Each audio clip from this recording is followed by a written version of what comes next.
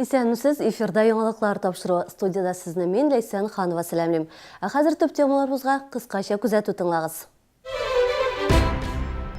Йөзләгән кеше урамда калды. Беренче каттан 9-нчы каткача фатирлар зыян күрде.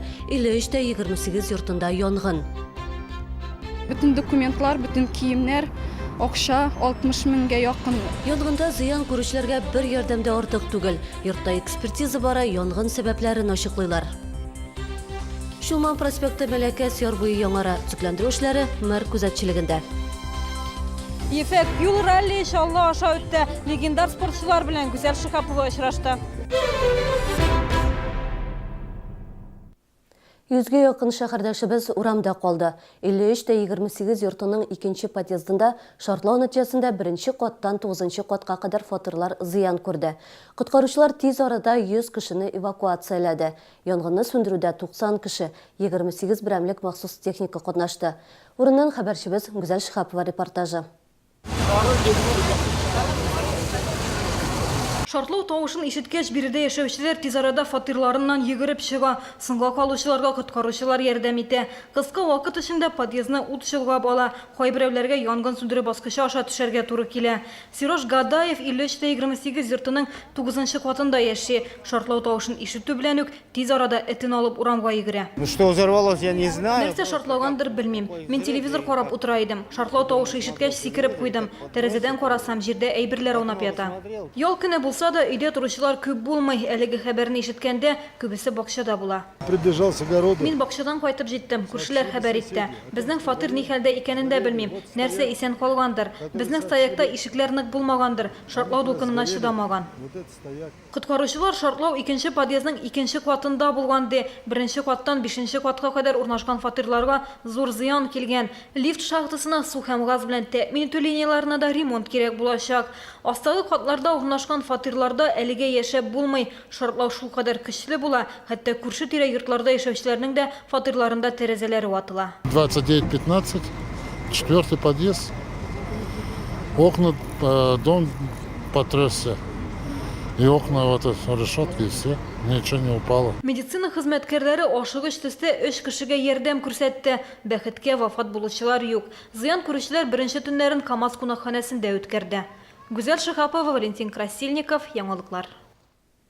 53-тә 28 йортында зыян күрүче шәһәрдәшләребезнең 70-кә якыны КамАЗ кунакханәсендә төн кунды. Күпләр туганнарында, балаларында тукталды. Тик бүген иртәдән үк инде алар яна йортлар янына җыелды. Бирдә көн дәвамында коткаручылар, хокук сакчылары тикшерү комитеты эшләде. Кешеләрнең уттан исән калган әйбер караларын, шәхси документларын алырга да чиратлап кына керттеләр. Бүген 53-тә 28 йортындагы шартлау һәм янгын факты буенча җинаять эше кузгатылды. Фәүзия Павалиева гаиләсе 53-тә 28 йортында инде 23 ел тирәсе яши. Бүген алар скамьяда утырга мәҗбүр. Фатирлары 3-нче катта булган. Шартлау яңгыраганда шәһәрдәш 3 яшьлек оныгы белән бүлмәдә телевизор карап утырган була. Баштан мен уйладым, әле өстән нәрсәләр төшкән микән дип, безнең балконга тәрәзәләр батылды инде. Что думаю случилось? Внучкамны кулга алдым да и йөгердек тизрәк. Шуннан подъездга чыктык, карасак анда гел тузан гына подъездда инде.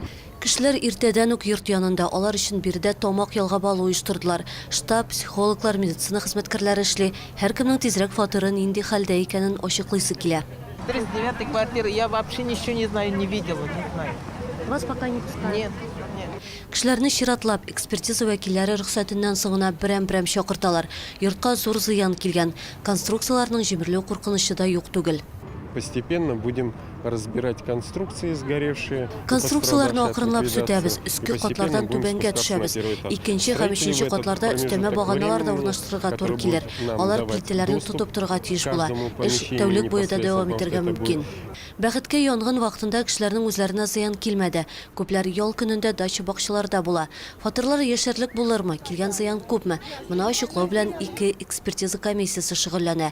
Әлегә шәһәрдәшләр хәлләрен үзләре бәяли. 8-нче этажда 65-нче квартирада торам.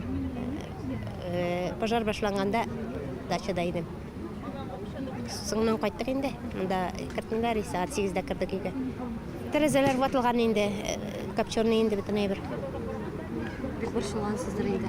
Борчылабыз инде. Бизнес остаться инде. Зыян күрүчеләр арасында 3 яшьлек кызы һәм 8 яшьлек улы белән Илмира Салахиева да бар. Кызым әби бабасы белән өйдә иде дип сөйләде Илмира. Улы урамда, үзе исә эш белән киткән була. Янгыннан чыгып калалар, тик бер нәрсәсез. Bütün документлар, bütün kiyimler, акча 60 меңгә якын. Если ярдәм итә алсалар, киемнәр бирсәләр була балаларга, тияниме. Әни хәтта аягына да киергә юк, нә домашний тапочкада йөри урамда. 3 яшьлек Азалия бер атнадан балалар бакчасына йөри башларга тиеш. Гаиләгә ярдәм итәргә теләүчеләр экранда күрсәтелгән телефон номеры буенча шалтырата ала. Ә инде янгыннан зыян күрүчеләргә тагын нинди ярдәм күрсәтелер? Бу мәсьәлә хәл ителә. Вопрос по оказанию помощи. Ярдәм күрсәтү буенча сорау хәл ителә. Әлегә бу хакта карар юк. КамАЗдан кичә үк вәкилләр килде. Йортта яшәүчеләрнең күбесе фәнни-техник үзәктә эшләүчеләр. Автогигант аларга ярдәм итәргә әзер, тик зыян күләме әлегә билгеле түгел. Шулай ук башка эш бирүчеләр белән дә сөйләшүләр алып барыла. Алар пенсия, хезмәт хакы түләп яки матди ярдәм белән булыша ала. Әлегә фатирларның берсендә газ шартлау турында фаразны рәсми раслаучы юк. Янгын сәбәпләрен ачыклау эше бара.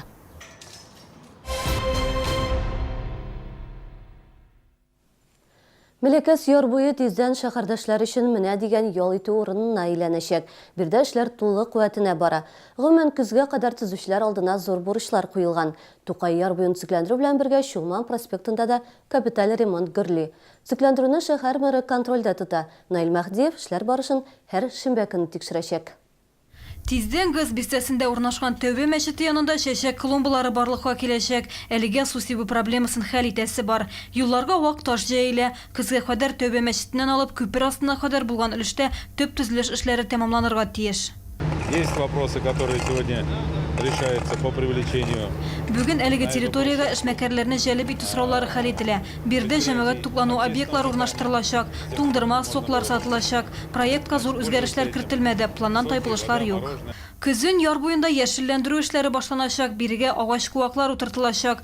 Киләсе елга су транспорты өчен причал төзергә, пляж территориясын төзекләндерергә ниятлиләр. Яр буен яктырту буенча да проектка бераз үзгәрешләр кертеләчәк. Чулман проспектында юлчылар 2 сменада тәүлек дәвамында эшли. Июль азагында эшләрнең яртысы тәмамланырга тиеш. Нижний слой покрытия 45%. Аскы катлам 45%-га, юл кырыйлары 30%-га тәмам. Әзерлек эшләре дә тәмамланып килә. Чулман проспектында төзекләндерү сентябрь айында тәмамланырга тиеш. Ремонттан соң юллар матур гына түгел, җайлы да булачак. Биредә 28 яңа тукталыш һәм 58 светофор куелачак. Увеличивается пропускная способность. Юллар кайбер урыннарда киңәйтелә. Автобус тукталышлары нормалар нигезендә 2нче урынга күчерелә. Ясалма киртәләр ГОС таләпләре нигезендә урнаштырылачак. Юлны тыелган урыннарда кисеп чыкмасыннар өчен җәяүләр өчен киртәләр куелачак. Чулман проспектының яңартылган участогы 16,5 километрны тәшкил итәчәк. Төзекләндерү барышында яшьлек белән кисешкән урындагы проблемалы зонында үзгәртергә ниятлиләр. Гүзәл Шихапова, Валентин Красильников, Яңалыклар. 56-да 13 йорты каршында төзелергә тиешле Челны мясо кибете рекреацион зонага кертелде. Бу хакта бүген матбугат конференциясында Чаллы төзелеше үсеше хезмәте предприятиесе директоры Ленар Сальманов сөйләде. Рекреацион зона башкача әйткәндә рәсми яшел зоналар дигән сүз. Аларга парк, бульвар, скверлар, спорт стадионнары, гомумән халыкның ял итү урыннары керә. Халык 56-да 13 йорты каршында ит кибете төзелүгә каршы чыгып пикетлар да оештырган иде. Бу көрәшкә нокта куелыр кебек. Прокурорская проверка по этому земельному участку. Если будут выявлены какие-либо нарушения в отводе, наверное, будут приняты соответствующие решения, либо изъять земельный участок, аннулировать. Ну, если все правильно, я думаю, это судить правоохранительным органам. По нему какие-либо сейчас комментарии дать не могу, но всю территорию мы внесли в зону рекреации. Чаллыда барлыгы 112 рекреацион зона билгеләнде. Аларда арендаторлар һәм милекчеләр төзелеш башлый алмаячак. Яшел урыннарда инде җир сатып алган милекчеләр ни эшләр дигән сорауга барысы да закон нигезендә хәл ителәчәк дип белдерде Ленар Сальманов. Аларга акчалар я кире кайтарылачак, яисә башка урыннан участок биреләчәк. 8 июль гаилә, тугрылык һәм мәхәббәт көнендә 140 гаилә яңа микрорайонда урнашкан йорттан фатир ачкычлары алды. Аларның 54-е яшь гаиләләргә ярдәм итү республика программасы нигезендә өйле булды. Бу уңайдан төзүче оешма шәһәрдәшләр өчен бәйрәмдә оештырды. Друзья, ваши аплодисменты, давайте за момент. Мы еще раз засвидетельствовали уважение, почтение к тем строителям, которые смогли построить по-настоящему красивые дома. Абашевлар гаиләсе өйләнешкәннәренә 4 ел тулган көнне фатирлы булды. Гаилә үз фатирлары турында күптән хыялланган. Фатир бик ошый, ачык, җылылык бөркелеп тора. Иркен тәрәзәдән дә матур күренеш каршы ала. Фатирлар төзекләндерелгән килеш куллануга тапшырыла. Бүлмә ишекләре сыйфатлы материаллардан эшләнелгән. Тәрәзә рамнары агачтан. Яңа күченгән шәһәрдәшләргә алдагы 4-5 ел эчендә төзекләндерү турында уйлыйсы да юк. Без бик шат, фатирны карадык, ошый вакытында тапшырдылар. Әле иртәрәктә. Комфортные дома. Уңайлы торак ул билгеле бер сыйфат стандартлары. Бу безнең йортларны башка йортлардан аерып тора. Кирпичтән ясалган фасад, төзекләндерелгән ишегалды, яшеллек шәһәрдәшләргә ошый. Микрорайонда уңай һәм куркынычсыз шартларда яшиләр. Ишегалларында шлагбаумнар, видео күзәтү җайланмалары куелган. Балалар өчен уен һәм спорт мәйданчыклары урнаштырылган. Хәзер 63-тә 3 йортының икенче чираты төзелә. Якын арада 64-нче микрорайон төзелешенә керешәчәкләр. Җәй уртасы булуына да карамастан, күпләр инде бүгеннән үк кышкы кием турында кайгырта. Ул затлы да, матур да булырга, иң мөһиме, иясенә ошарга тиеш. Күп кенә хатын-кызлар яңа тон турында хыяллана. Аны сайлаганда нәрсәгә игътибар итәргә? Киләсе сюжетта карагыз. Uzun һәм кыска заманча тоннар чәшке һәм мутоннан, баш киемнәре төрләрен санап бетергесез, күңелең ниндине теләй, шунысын сайлап ал. Бәяләре кулай, барлык үлчәмнәрдә бар. КамАЗ мәдәният йортында тун базары дип исемләнгән ярминкә ачыла. Безнең күргәзмәдә Пятигорскидагы 5 фабриканың туннары урын алды. Аларны теккәндә бар тик яхшы материаллар гына кулланыла. Без сыйфатлы туннар һәм аларга кулай бәяләр гарантиялибез. Туннар сыйфаты өчен борчыласы юк. Пятигорск инде күптәннән Россиядәге әйдәп баручы мех фабрикаларыннан исәпләнә. Я уже приобретала здесь несколько лет назад. Мин беренче ел элек биредә тун алган идем. Хәзер яңа төрләрен киеп карарга килдем. Инде баш киеме алдым. Монда барлык яшьтәгеләр өчен киемнәр бар икән. Шуңа күрә теләгән һәркем килә ала. Здесь очень большой выбор шуб. Монда бик әйбәт, туннар бик матур, сыйфатлы. Дусларны да чакырачакмын. Әле һаманда күңелегезгә ошаган тун таба алмыйсызмы? Туннар ярминкәсенә ашыгыз. Күргәзмә 12 июльдән 17 июльгә кадәр, иртәнге 9-дан кичке 7-гә кадәр эшләячәк. Ефәк юлы ралли быел Чаллы ашада узды. Ул 8 июльдә Мәскәүдә Кызыл мәйданда старт алды. 24 июльдә узучылар Пекинга килеп җитәргә тиеш. Спортчылар 10 000 чакрымнан артык юл узачак. Раллида 25 йөк машинасы катнаша. Быел узучылар беренче тапкыр Казан, Чаллы, Уфа шәһәрләре аша үтте. Данлыклы йөк машиналарын безнең иҗат төркеме дә каршы алды. Йөк машиналары килер алдыннан проспект буйлап спортчыларны озатып баручы җиңел машиналарда һәвәскәр машина йөртүчеләр хәрәкәт итте. Машиналарны каршы алырга Азатлык мәйданына меңләгән шәһәрдәш җыелды. Алар Хәсән Туфан проспектын урап алды. Данное событие интересно для меня, для моей семьи, для города, поэтому хотелось тоже быть участником, побывать, показать сыну. Не часто увидишь такие машины такого класса, и, соответственно, наших победителей КамАЗ-мастер. Мы пришли, чтобы посмотреть на выставку КамАЗов гоночных и машин, чтобы посмотреть с папой. Мы верим в их победу.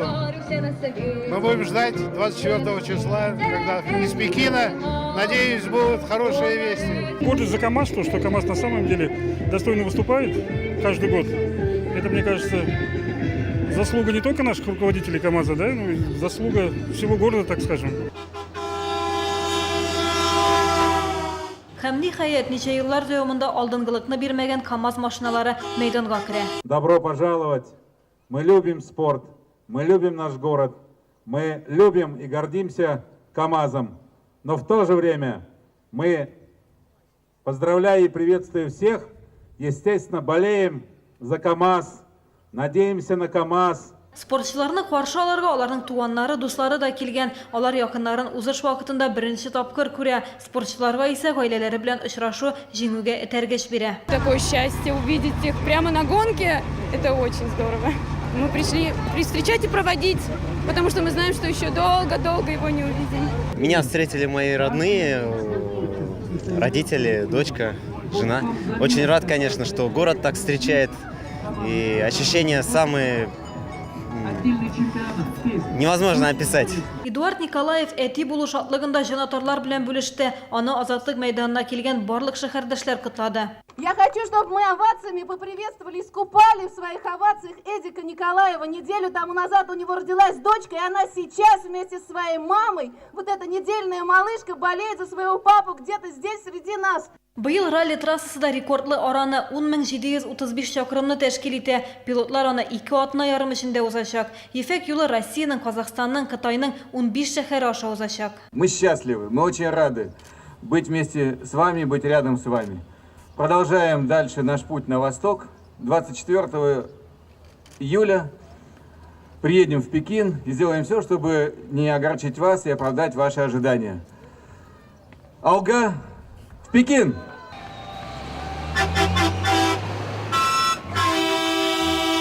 Гүзәл Шихапова, Валентин Красильников, Яңалыклар. Бүгінгі менә шулар, иртәгә очрашканга кадәр мен сезнең белән сау булашам. Исән-имин булыгыз.